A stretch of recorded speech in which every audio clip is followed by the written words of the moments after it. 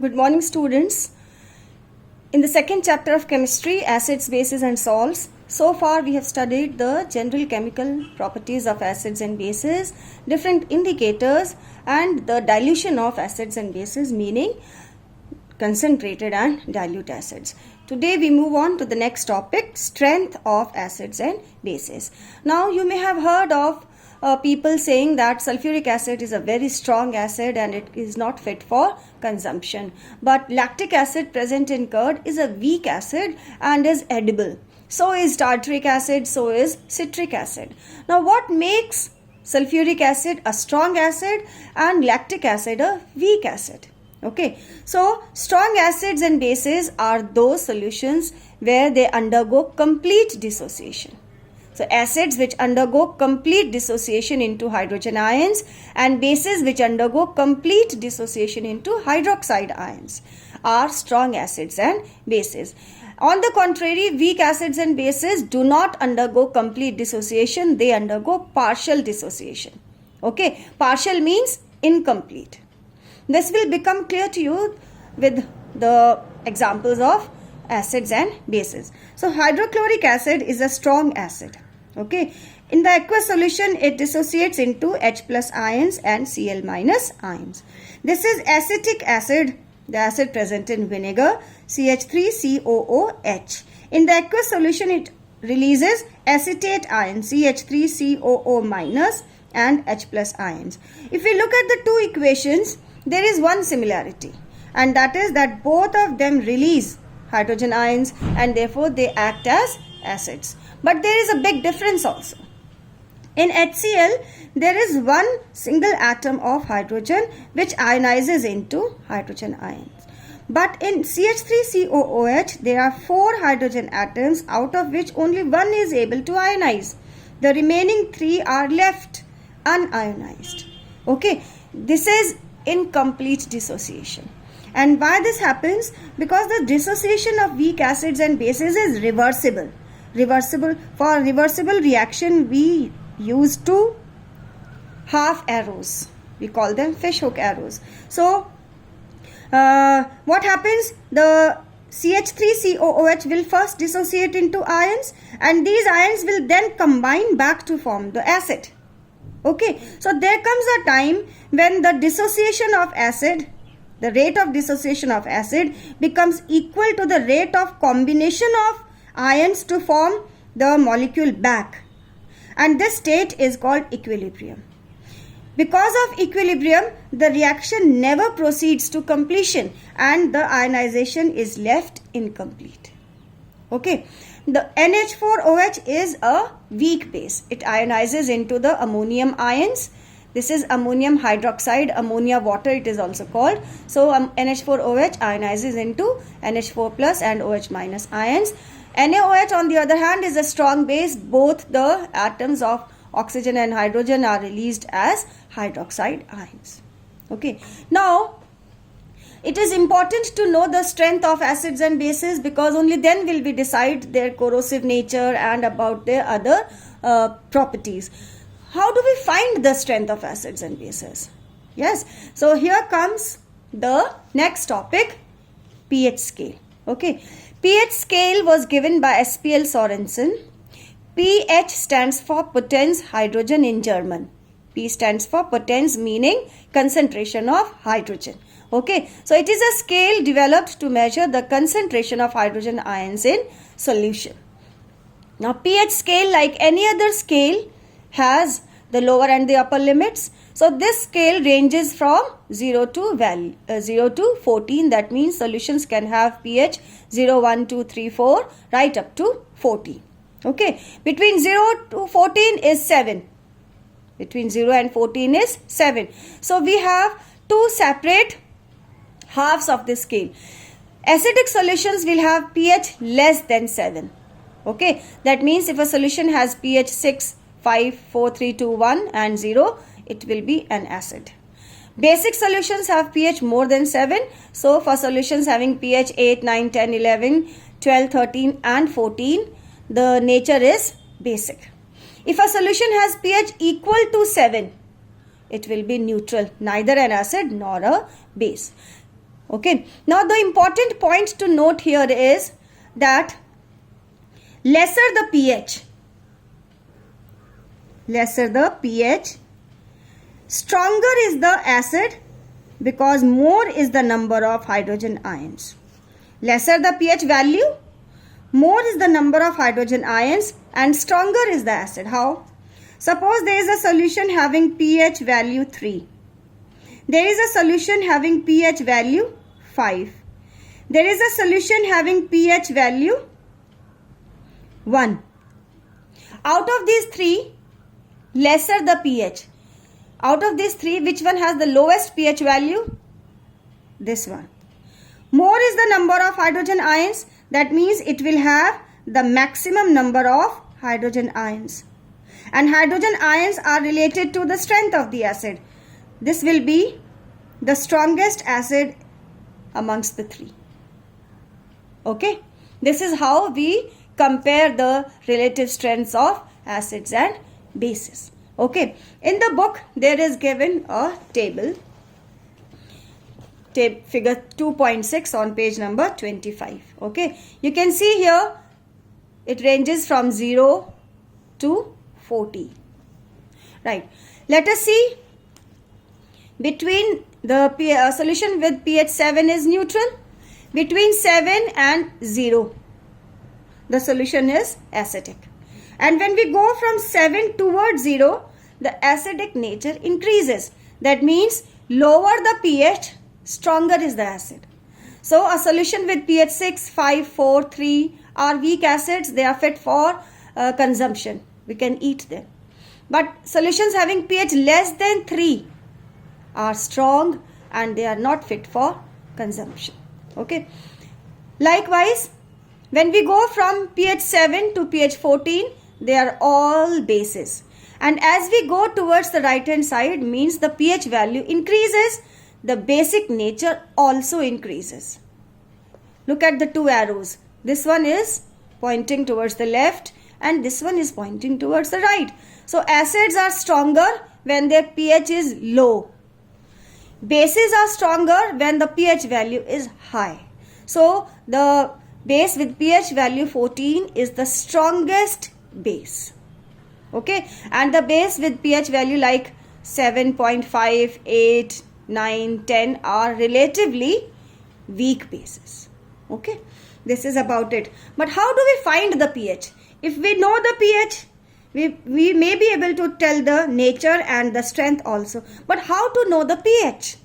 So, you have studied about acid-base indicators like litmus. Acids turn blue, litmus red. Bases turn red, litmus blue. So, we have two different types of litmus solutions. But we also have certain indicators which are made up of many indicators and together they make a universal indicator. So a universal indicator is made up of several indicators and it is a single indicator which will help us to know the nature of a given solution as well as its strength. Okay, so this is an experiment in your practical syllabus also where you are supposed to find the pH of given unknown solutions and then using the pH value, you will have to tell the nature and strength of acid and base. So, what do we do? We have some pH paper strips. Alright, these are very thin strips of paper which are very sensitive, and just as we put a drop of an acid or a base on the pH paper strip, it immediately shows a change in color. Okay, we will compare the color of the pH paper with the standard colors, match the color with the pH value, and then if we know the pH value, we will know the nature. Okay, so this is a color scheme given for different solutions. I will also enclose one such sheet. Okay, we will compare the color of the pH paper with the standard and then find out the pH value. With the help of the pH value, tell the nature of the substance and also tell its strength. Okay. Now, pH value and pH scale has a lot of importance and it plays a very important role in our daily life. This knowledge of pH is very, very useful in overcoming certain problems. Okay. Now you know that plants and animals living in water need water of an optimum pH. If the pH of water is low, if the water is acidic, sometimes because of acid rainwater which has dissolved acids in it, when it falls on rivers, it makes the river water acidic, and so aquatic plants and animals cannot survive in such acidic water. Okay.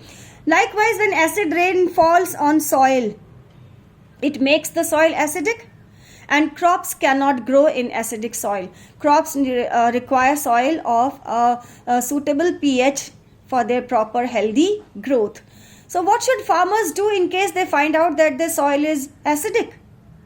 They have to neutralize the soil using a base, and the most commonly used base is quicklime. Okay, so farmers add quicklime to their soil sometimes when the soil is acidic to neutralize it so that crops can grow properly. Okay. Now pH has also a very important role to play in the human digestive system. You have studied that the inner wall of the stomach releases a strong acid, hydrochloric acid. Okay, it is a strong acid and is very corrosive. So it should also corrode the walls of the stomach. But the wall of the stomach is protected with a layer of mucus, right? And so the stomach is never corroded by this acid. What happens at the time of overeating or not eating at all? So I'll explain it to you. This is the food pipe esophagus, which leads to a J-shaped bag, the stomach. The stomach leads to small intestine. Okay. Between the stomach and small intestine is a spherical muscle called the pyloric sphincter. Sphincters are spherical muscles which guard certain points in our body. Okay, so food enters through the food pipe esophagus and it comes into the stomach and fills this hollow bag. The walls of the stomach are constantly releasing hydrochloric acid. This provides an acidic medium for enzymatic action and also kills the germs. Okay, so this hydrochloric acid does not corrode the walls of the stomach because it has a protective layer of mucus.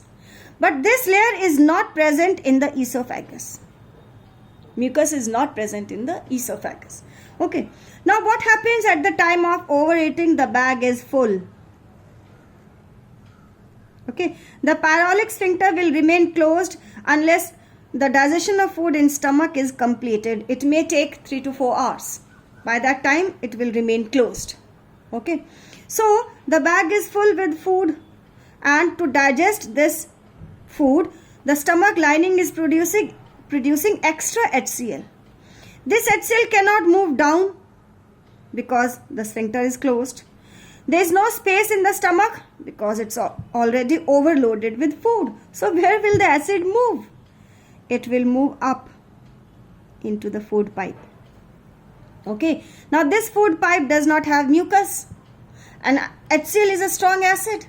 So it will corrode the wall of the food pipe, and this results in a very sharp and acute pain in the esophagus. This condition is called acidity. Okay. Now acidity is caused by the over secretion of HCl, and the pain is not usually felt in the stomach, it is felt in the esophagus. Esophagus is very close to the heart, and so this pain of acidity resembles the pain of heart attack and is also called heartburn. It is also called heartburn. Actually, it's not the heart burning, but because of the location of the heart and esophagus, there is a close resemblance with the pain in a cardiac arrest. Okay. Now, what should the person do? The pain of acidity is very, very sharp. And how should the person find relief? To neutralize the acid, base has to be used. Okay, and the most commonly used the type of medicines that we use to treat acidity in stomach are called antacids. And the most common antacid is milk of magnesia.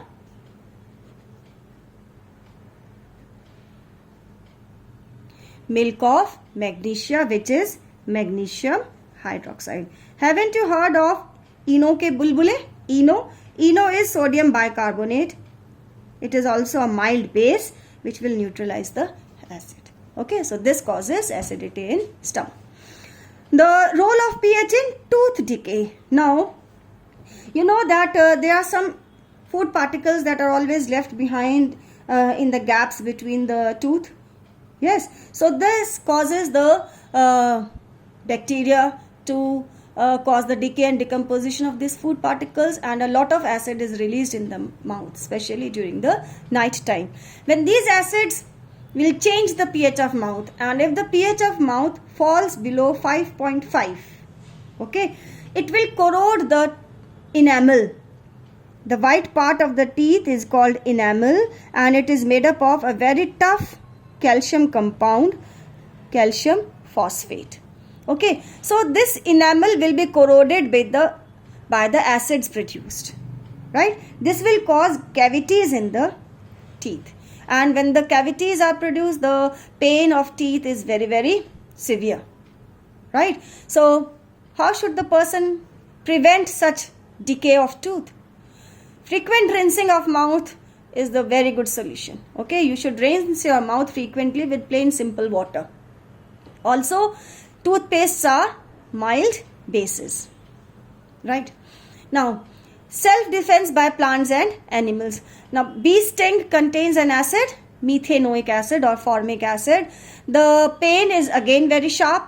Acid is corrosive, and so the use of a basic substance like baking soda or a mild toothpaste, rubbing it on the affected area will give relief.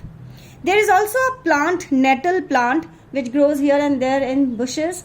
The leaves of nettle plant are stinging, and they release acids when they rub against the skin of a person.